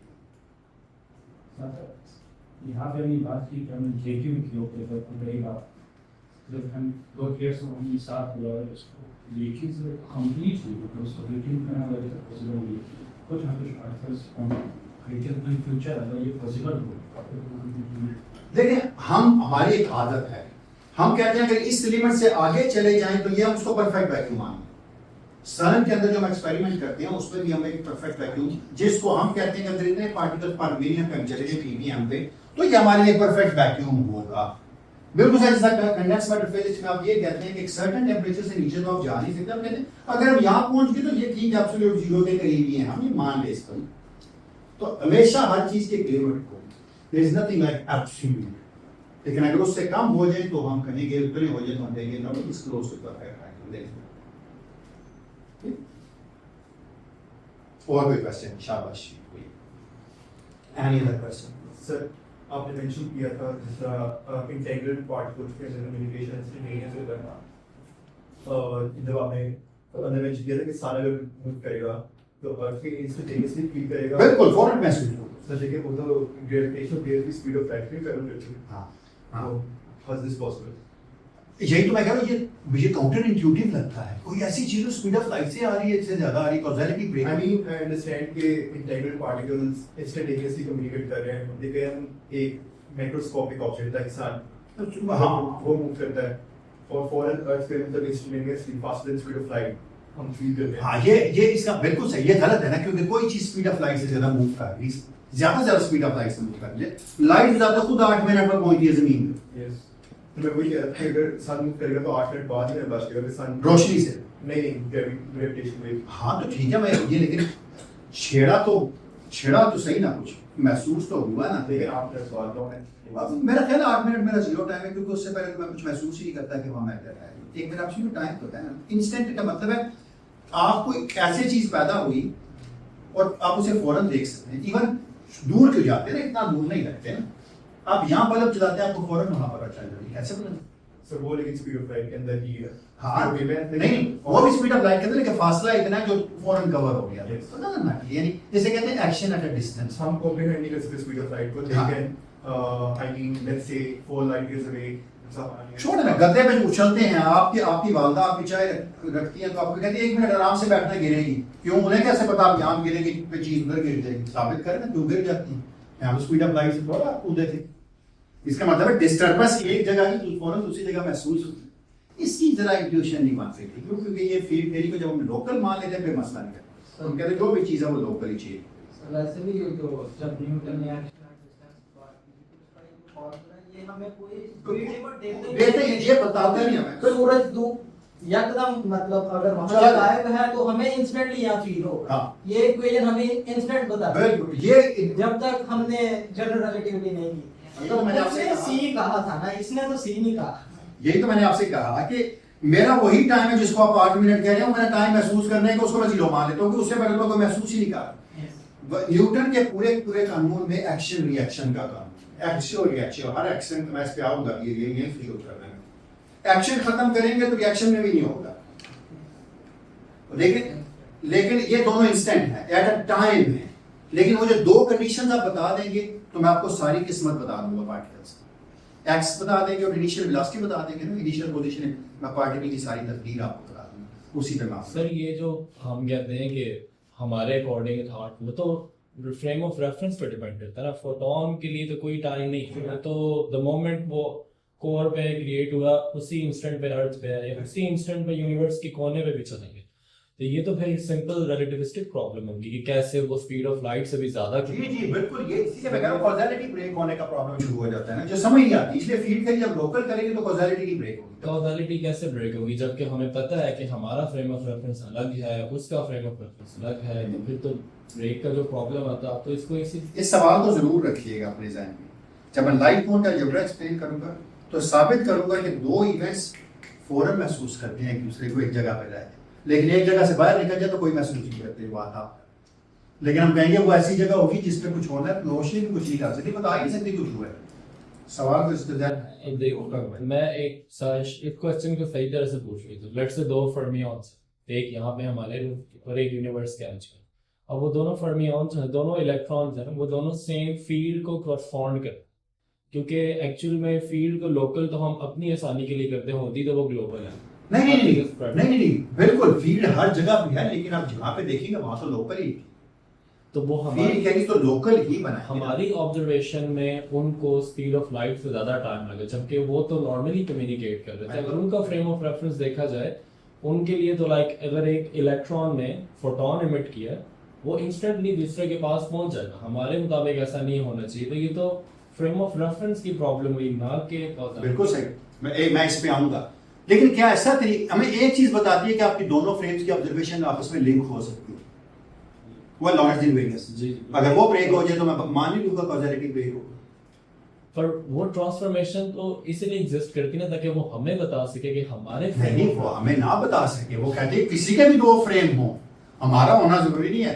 वो कहते हैं किसी फ्रेम में कोई ऑब्जर्वेशन करें, दूसरी फ्रेम से करें, अगर रोशनी की रफ्तार हद है किसी चीज की तो ये दोनों लिंक हो जाएंगे।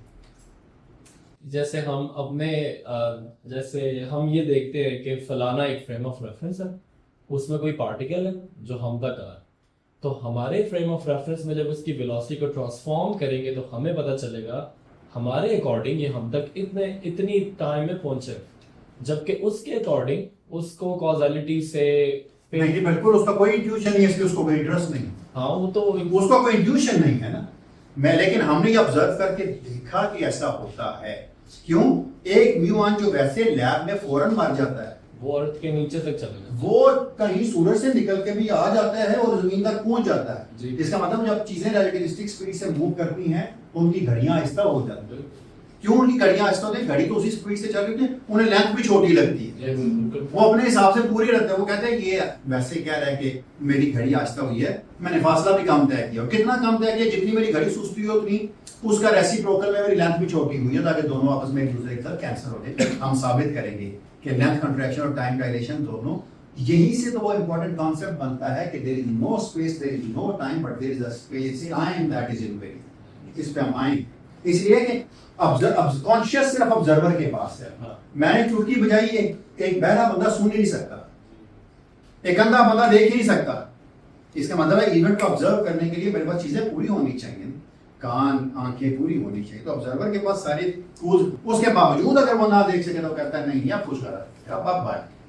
तो हम साबित करेंगे कि पार्टिकल जो कम्युनिकेट करते हैं वो खास हद तक तो कम्युनिकेट कर सकते हैं, उससे यूनिफायर जाते हैं, कम्युनिकेशन बंद हो जाती है। और वो कहते हैं क्यों? क्योंकि अब कम्युनिकेशन के पास कोई जरिया नहीं रह गया था, क्योंकि वो रोशनी की हद तो भी पार कर चुके। आई विश रोशनी की कोई हद ना होती। कुछ चंद एक सवाल हैं जो हमेशा लोग पूछते हैं और वो बड़े जेन्युइन क्वेश्चंस हैं। उनमें से पहला और सबसे इंपॉर्टेंट क्वेश्चन ये है, हाइड्रोजन हाइड्रोजन क्यों? हाइड्रोजन में एक इलेक्ट्रॉन क्यों? मेरा इस पे जवाब है कि कुछ चीजें जो नेचर में हैं, हम उनको स्टडी करके बाकी कानून दे सकते हैं कि नेचर में इस तरह के कानून लगे होंगे तो ये बना हो, और उनका टेस्ट कर सकते हैं, और हमने किया। अब फाइन स्ट्रक्चर कांस्टेंट जो अल्फा है 1/137 क्यों है? 1/137 ना होता तो हाइड्रोजन ही स्टेबल ना हो। अगर हाइड्रोजन स्टेबल हो तो कुछ ना बनता। लेकिन एग्जैक्टली सर, केमिकल एटम ही खत्म हो जाता ना। लेकिन हमने उसको लेके देखा 1/137 को, और सारे तजर्बे किए तो देखा 1/137 से सारे ठीक हो जाते। तो हमने कहा बिल्कुल सही है। तो इसलिए हम कहते हैं there are certain constants which are fundamental constants, उनसे बाकी सारी चीजें हम डिराइव कर सकते हैं। बिल्कुल उसी तरह certain fields are fundamental fluids, जिनको जोड़ के फिर आप बहुत कुछ बना देंगे। ये कॉन्सेप्ट है क्वांटम फील्ड थ्योरी का, जो इन्होंने शुरू में मुझसे पूछा था, जो लिमिटेशन है। जब ग्रेविटी को शामिल कर किया गया देखा मसला है, तो लोगों ने फिर स्ट्रिंग थ्योरी निकाली। वो अभी तक किसी तजर्बे को पूरी नहीं होती, but it's a masterpiece of mathematics and some point of life we have experimental evidence of the string theory also, maybe at some point we have, अभी नहीं है कोई बात, साइंस में कोई चीज हद नहीं थोड़ी होती, इसलिए अपना स्ट्रिंग थ्योरी के ऊपर और कोई सवाल नहीं। पहला लेक्चर है, जो कंफ्यूजन है पूछने, फिर हम कोर्स बाद शुरू करें। सर QFT के मेन फिगर्स कौन है जो डेवलपमेंट के हिस्से? ओ क्वांटम फील्ड थ्योरी के मेन फिगर्स कौन से? बहुत सारे। नाइंसाफी होगी अगर मैं और इसकी हिस्टोरिकल डेवलपमेंट की भी, मतलब किस साल से मतलब कब से शुरू हुई और मतलब कब पीक पे पहुंची है? देखें, अगर मैं QED से शुरू करूं ना, फॉर्मलिज्म तो कई लोगों ने डेवलप की, जिसमें डिराक का बहुत बड़ा कंट्रीब्यूशन, क्योंकि क्वांटम मैकेनिक्स के बाद हमारे पास अगली चीज बन गई थी। जो जिन लोगों ने QED डेवलप की, जो क्वांटम इलेक्ट्रोडायनामिक्स की पहली क्वांटाइज थ्योरी जो आज तक हर मयार पे पूरी उतरी है, उनमें 4 नाम बड़े मुश्किल हुए: फाइनमैन, श्विंगर, डायसन और टोमेनाटा। ये 4 बंदे हैं जिनके बारे में कहा जाता था QED the man who made it. एक किताब है बड़ी अच्छी लिखी, नीचे लाइब्रेरी में। इन 4 लोगों ने क्वांटम इलेक्ट्रोडायनामिक्स की पूरी फॉर्मूलेशन डेवलप की, लेकिन इसमें काफी लोग हैं। इन्फिनिटी जाइन विल्सन ने बहुत काम किया। फिर अगर मैं पैदा ही नहीं हुआ था तो मैं काम नहीं कर सकूंगा। जो जिस दौर में पैदा हुआ है, जब उसको समझ आए, उसने अपने दौर में बहुत अच्छा काम कर लिया और उसमें बहुत सारे नाम हैं। मैंने इसलिए कहा ये शुरू के लोग थे जो रीनॉर्मलाइजेशन की फिर की हटा वो डॉक्टर सलाम ने भी वो बहुत बाद में सलाम विल्सन ने भी बड़ा नेचुरल सा वे दिया। सलाम साहब ने थियरीज को रीनॉर्मलाइज किया, रीनॉर्मलाइजेशन टेक्निक वाज नाउ। तो काफी लोग हैं बहुत सारे, लेकिन फॉर्मलिज्म जिन लोगों ने डेवलप की थी उसमें डायसन का एक नाम है। डायसन ने पीएचडी नहीं की थी, उसने कभी डिग्री नहीं ली। ट्रीटमेंट डाइस उसने कोई डिग्री नहीं ली, जरूरत नहीं क्या करते। ठीक सर रिसेंट ईयर्स में मतलब ग्रेविटी मतलब कुछ नई चीजें आ रही है उसके अंदर एक्सपेरिमेंटली और एक्सपेरिमेंटली क्या है? हाँ जी, माइंड का पीछा नहीं छोड़ रहा था। अब तो हम प्रिसीशन से जा रहे हैं। क्वांटम फील्ड थ्योरी हमें अब क्वांटम फील्ड थ्योरी को इस्तेमाल डायरेक्टली करते हैं, मुझे मॉडल्स बनाते हैं। मॉडल्स हम आज भी कई बनाते हैं। कॉस्मोलॉजी में पार्टिकल फिजिक्स के मॉडल्स टेस्ट होते हैं, पार्टिकल फिजिक्स में भी होते हैं। जो कॉस्मोलॉजी भी दो तरह से लोग करते हैं, जिस तरह मंसूर साहब करते हैं वो करते हैं पार्टिकल कॉस्मोलॉजी। पार्टिकल फिजिक्स की तरह काम किया, मॉडल बनाया कॉस्मोलॉजिकल एप्लीकेशंस के। कुछ वो होते हैं जो general relativity point of view से करते हैं, differential geometry point of view से करते हैं। फील्ड थ्योरी किसी की जान, सबकी जान होगी। और कोई सवाल? शाबाश। Any other questions? Sir bare minimum mathematical skills क्या चाहिए फॉर ग्रेविटी? मैं बनाता हूँ हाँ बेर ये कि बस मैथमेटिक्स करने में इंटरेस्ट, अगर नहीं है तो बेर पूछ। सर एक देखिए, अब आपने इतने सारे कोर्सेज बताए हैं, अब स्टूडेंट्स के लिए इतना सारा वो कुछ स्टूडेंट्स के लिए इतना सारा करना पॉसिबल नहीं। तो आप एग्जैक्टली मतलब MMP is the backbone for this course. MMP के कुछ इंपॉर्टेंट टॉपिक जो आप बता सकें उनको मतलब पहले रिवाइज कर लें। सेकंड ऑर्डर डिफरेंशियल हुई बस, सादी सी, जो बंदा शुरू इक्वेशन सॉल्व कर सके फील्ड थ्योरी का, बस सीरियसली मजाक नहीं कर रहा। उससे बड़ी कोई हमें कोई सवाल कोई सवाल जो सेकंड ऑर्डर से बड़ी कोई क्लाइंट ऑर्डर सेकंड उससे बड़ी कोई हां second order exactly. First order बस मैक्सवेल इक्वेशन सॉल्व करनी आती हो और जो है वो second order differential equation solve करनी हो सारी फील्ड थ्योरी। कंटूर इंटीग्रेशन को एक टेक्निक वो कर लेंगे, कॉम्प्लेक्स वेरी को कर लेंगे, वो 16 लेक्चर्स के बाद चाहिए 16 लेक्चर। और कुछ आप सारे एमफिल का टेस्ट पास कर गए हैं तो इसको मैं मान सकता हूं कि उसका कुछ पिछला रहा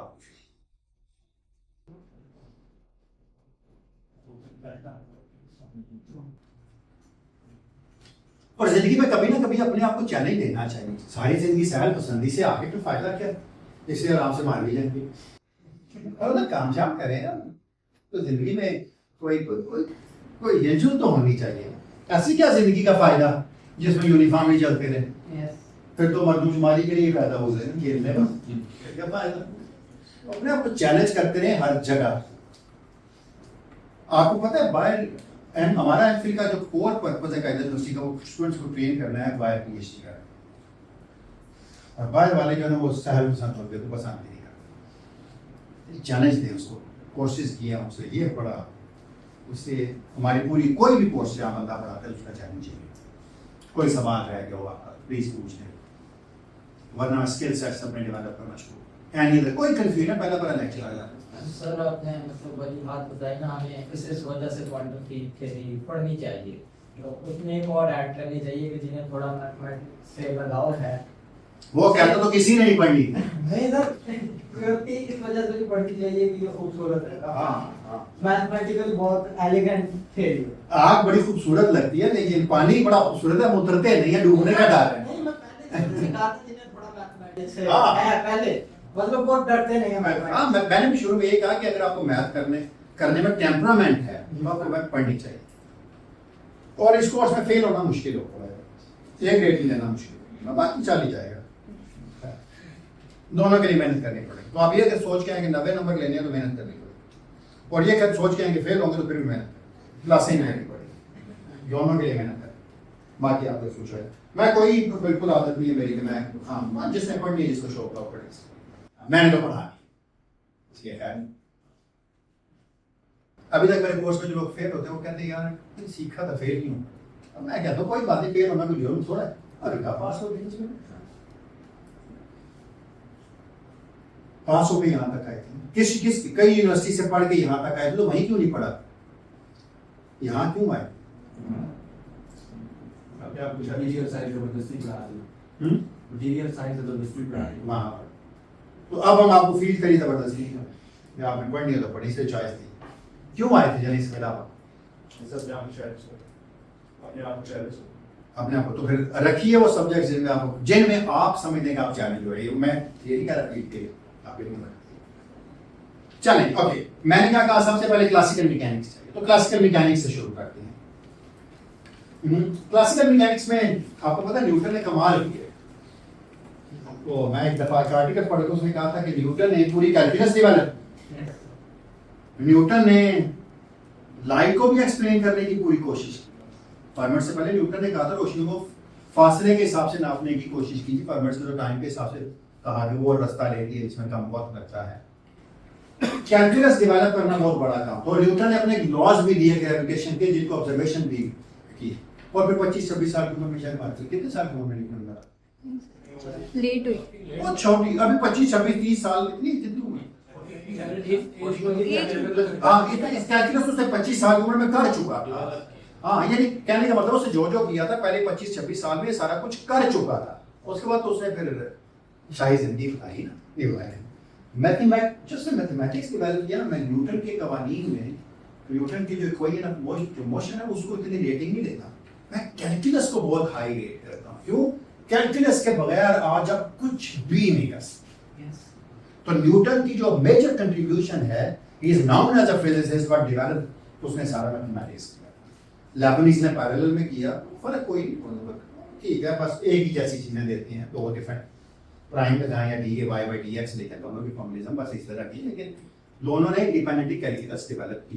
तो न्यूटन का मेजर काम ये, मैं आज उसी कैलकुलस के पॉइंट ऑफ व्यू से एक चीज ध्यान करूंगा, और वो ये है कि हमें ये बात पता है कि अगर कोई पार्टिकल मूव कर रहा है तो वक्त के हिसाब से उसकी पोजीशन बदल, बेशक वो स्मूथली ही मूव क्यों ना कर रहा, अगर उसकी पोजीशन वक्त के साथ नहीं बदल रही तो वो मूव नहीं कर रहा, ठीक है। लेकिन अगर उसकी पोजीशन वक्त के साथ अब्रप्टली बदल रही है तो हम कहते हैं कि कोई ना कोई फोर्स उसके ऊपर लग रही है।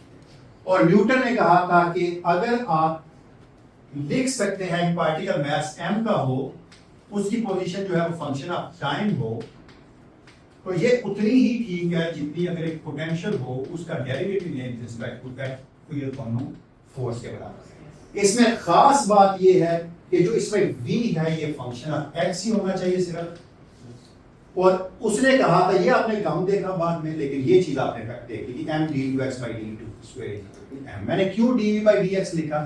इसलिए लिखा कि अगर आप मुझे ये चीज बता दें कि पार्टिकल किस पोजीशन पे था टाइम t इक्वल टू 0 पे, और उसकी वेलोसिटी क्या थी टाइम t इक्वल टू 0 पे, मैं आपको पार्टिकल की सारी तकदीर बता दूंगा, वो कहाँ पे होगा, इस टाइम पे किधर होगा, वगैरह वगैरह, बाय यूजिंग दिस इक्वेशन।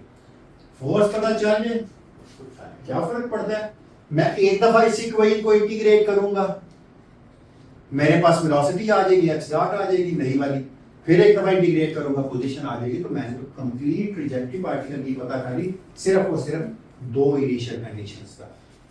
लेकिन न्यूटन के कानून में सिर्फ ये था कि ये एक्सियो रिएक्शियो लॉ, हर एक्शन का एक रिएक्शन होगा।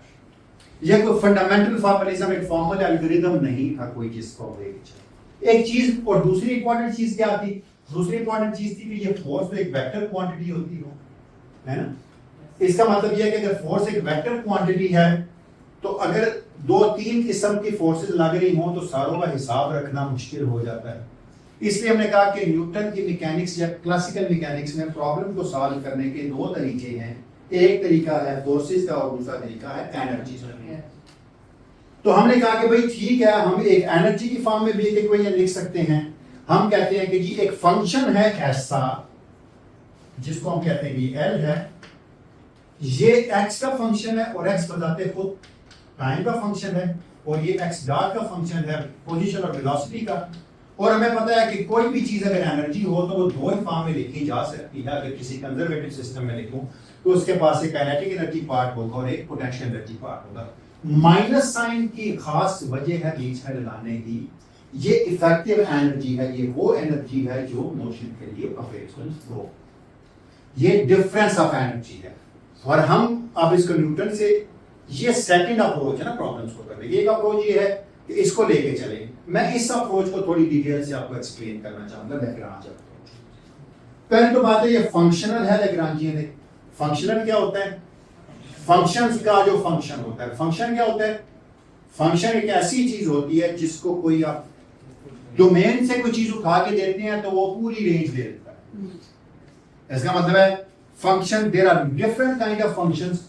बहुत फंक्शन ऐसे होते हैं कई चीजें खाते हैं और एक ही देते हैं, these are known as many to one functions. या फंक्शन ऐसे होते हैं जो वन टू वन फंक्शन होते हैं, एक ही खाते हैं एक ही देते हैं। कोई मैनी टू वन फंक्शन की एग्जांपल दे सकते हैं आप? एक्स स्क्वायर, एक्स की वैल्यू +1 दे तब भी वही देता है, -1 दे तब भी वही देता है। तो डोमेन के दो पॉइंट्स के लिए रेंज का एक ही वैल्यू है, शार्प। तो हम ये फंक्शनल क्या होता है? जो फंक्शन खाता है और आगे कुछ और फंक्शन का फंक्शन बना के निकालता है, that is known as a function. अच्छा, एक चीज होती है जिसे हम कहते हैं एक्शन। एक्शन जो है वो इंटीग्रल होता है लैग्रांजियन का टाइम के ऊपर, dt l which is a function of x है। अच्छा, हम शॉर्ट हैंड में x को x डॉट लिखते हैं, लेकिन अंडरस्टूड होता है x is a function of time, x dot is a function of time। This is known as an action। अब ये बात इंपॉर्टेंट है कि जो एक्शन वो चीज होती है जो कोई भी चीज अपनी ड्यूरिंग मोशन एक्सट्रीमाइज करती है। हम इसके लफ्ज यूज करते हैं कि पार्टिकल वो रास्ता लेता है जिससे उसका एक्शन मिनिमाइज होता है। इसका मतलब है अगर मैं एक पार्टिकल को एक रास्ते से किसी टाइम t1 से लेकर किसी टाइम t2 तक चलाऊं और ये मान के चलूं कि ये वो रास्ता है जो सबसे छोटा है, तो मैं कैसे साबित करूंगा कि ये रास्ता सबसे छोटा है? मैं ऐसे साबित करूंगा ना कि इस रास्ते से मैं थोड़ा सा हट जाऊं तो जवाब इससे बड़ा है। या दूसरी चीज ये है कि मैं एक नए रास्ते पे चलूं और उसमें चेंज 0 लूं तो जो इक्वेशन आएगी उस इक्वेशन को जो जो चीज साबित करेगी वो वही रास्ता देगी जो शॉर्टेस्ट डिस्टेंस। यही बात है ना? ये बात समझ आई या नहीं आई? आप सुन नहीं रहे थे इसलिए मैंने आपको पिन पॉइंट करके पूछा, आप कहीं और को हो गए।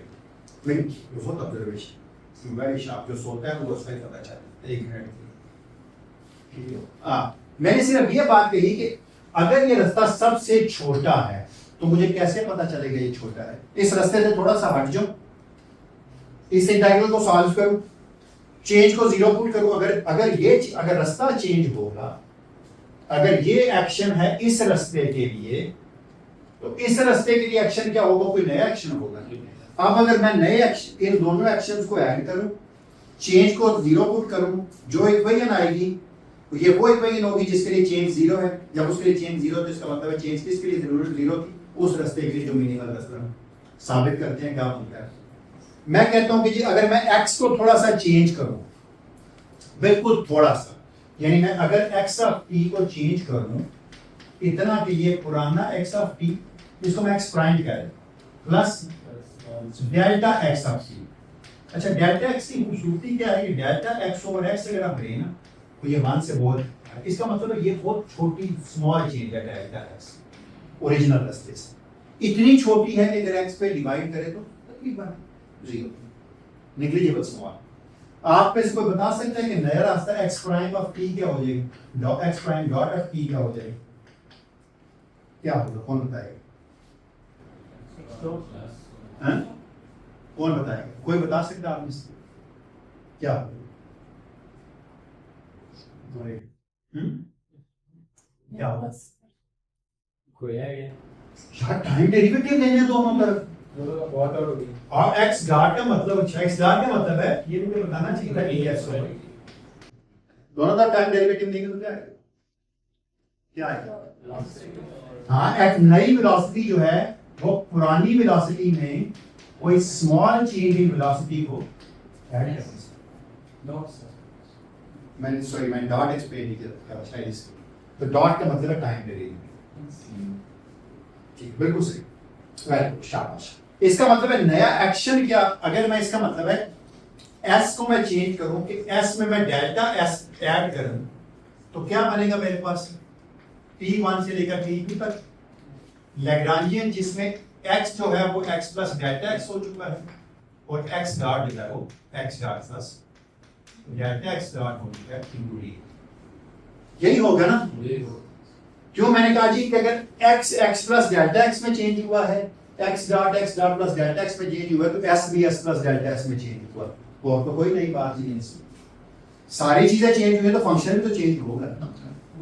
अच्छा चलो, इसकी कोई टेलर सीरीज खुलवा सकता है मुझे?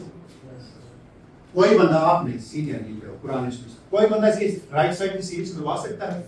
इसका मतलब है कि T1 से लेकर T2 तक L which is a function of x and x dot, पहली टर्म तो ये हो जाएगी जिसमें ये दोनों, दूसरी टर्म क्या होगी?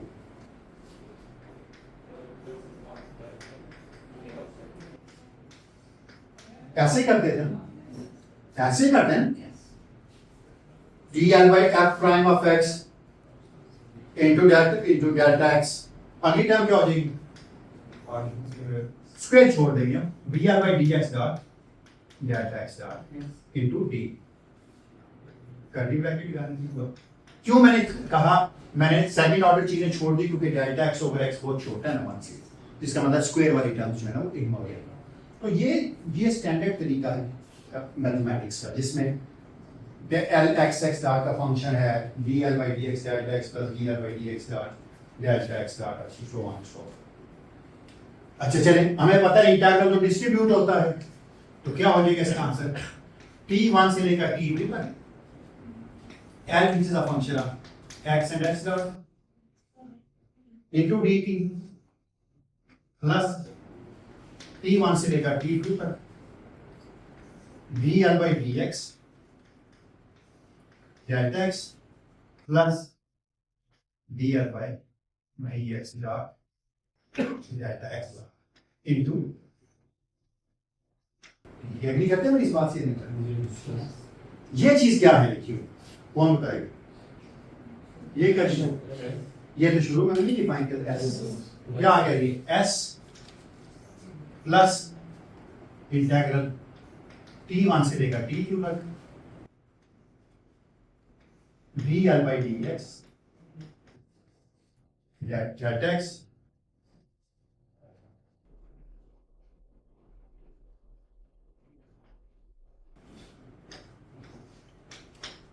ये s और ये s होगा, क्या पीछे बच गया? चेंज बच गई ना डेल्टा s, और आराम से आपने चेंज निकाल ली डेल्टा s। क्या जवाब आया डेल्टा s का? व्हाट इज डेल्टा s में? चेंज हो गया, so your delta s is change है, change in s is integral T1 से लेकर T2 तक, क्योंकि मैंने कहा था, फर्मर्स ने कहा था कि लाइन वो फासला लेती है जिस पे कम से कम टाइम है, तो हम टाइम के हिसाब से चीजों को वहां into dt integral sorry dl over dx delta x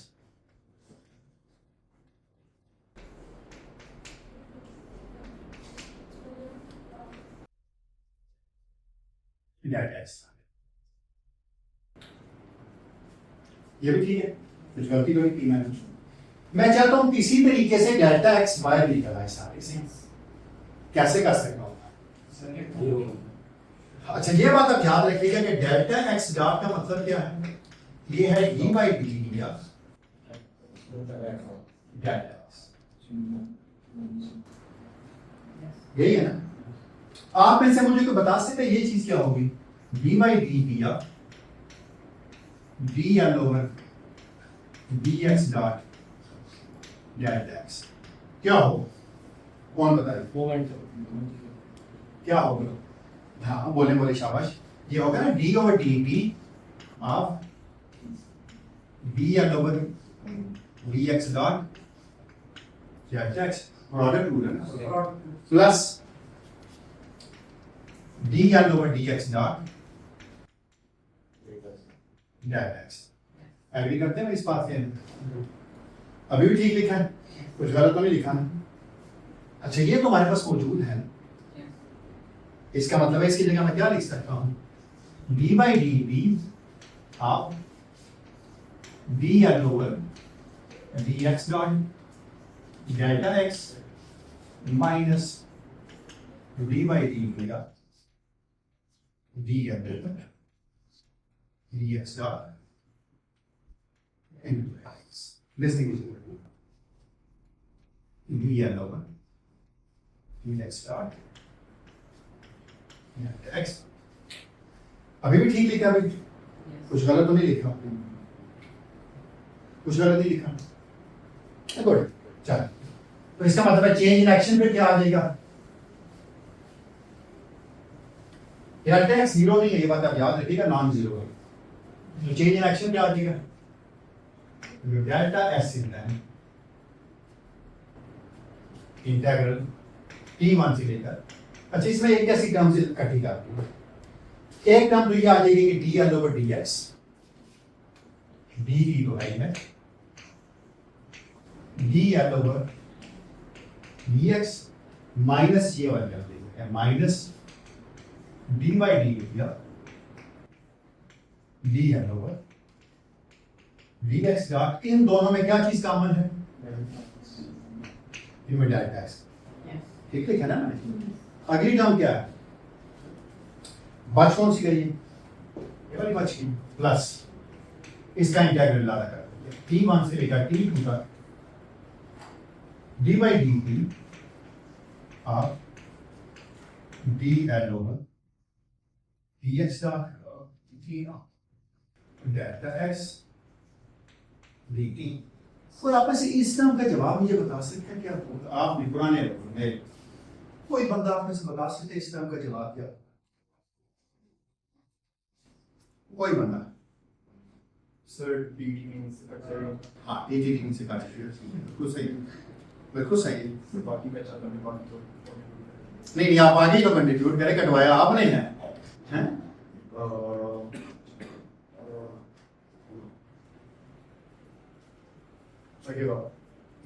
D T कोई चीज नहीं है जिसको आप काट सकते हैं, it is a differential, differential is not something जिसको आप इधर उधर काट दें, D by D T is an operator, जब तक इसको कोई चीज नहीं मिलेगी ये लगेगा नहीं, जो आपने कहा बिल्कुल गलत नहीं, हम ऐसे ही स्टूडेंट्स को पढ़ाते हैं कि जी ये डी टी से डी टी कट गया, इंटीग्रल से ये कट गया, तो बाकी जवाब आ गया, बिल्कुल गलत पढ़ा,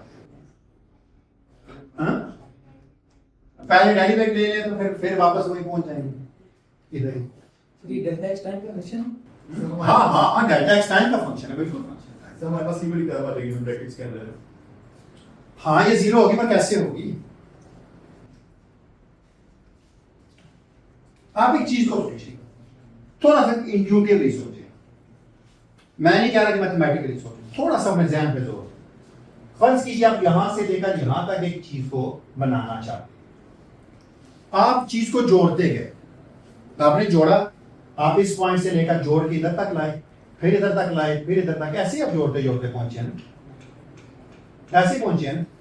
जोड़ने को क्या कहते हैं, इंटीग्रेशन, यार सम किया, छोटी छोटी छोटी चीजों को सम किया, कितनी छोटी छोटी चीजों को सम किया जो बी की इंटरवल से चेंज हो, एक बंदा है जो उसी इंटरवल से चीजों को तोड़ता भी जा रहा है, उसने क्या किया, जो ही आप जोड़ चुके उसे तोड़ दिया उसी रफ्तार से, उसी टाइम उसी इंटरवल से, एंड पे आपके हाथ क्या बचेगा, ये बचेगा, ये बचेगा, दरम्यान में तो कुछ भी नहीं बचेगा ना आपके पास, दरम्यान में कुछ बचेगा या नहीं बचेगा।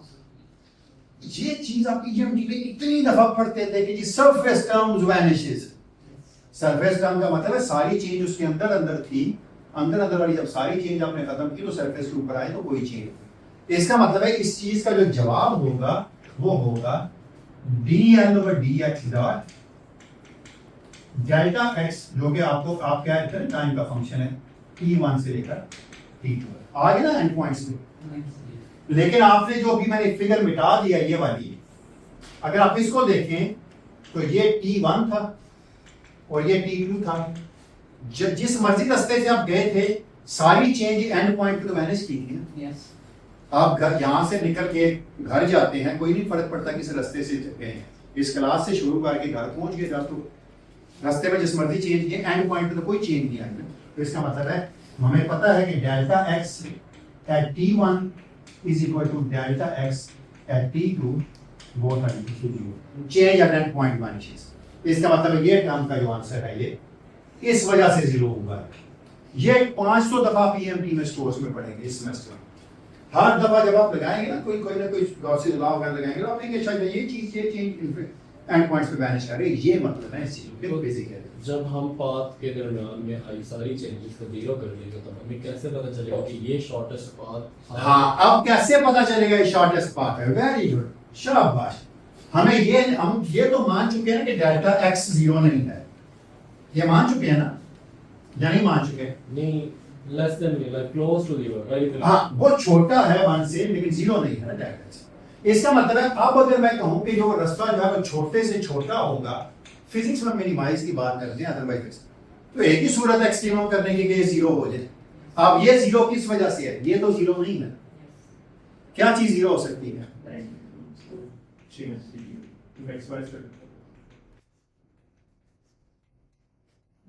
मैक्सिमाइज नहीं, एक्सट्रीमाइज। एंड फिजिक्स में मिनिमाइज, क्योंकि डेल्टा एक्स में double. This is the famous. This is famous. Euler. Euler Likachi.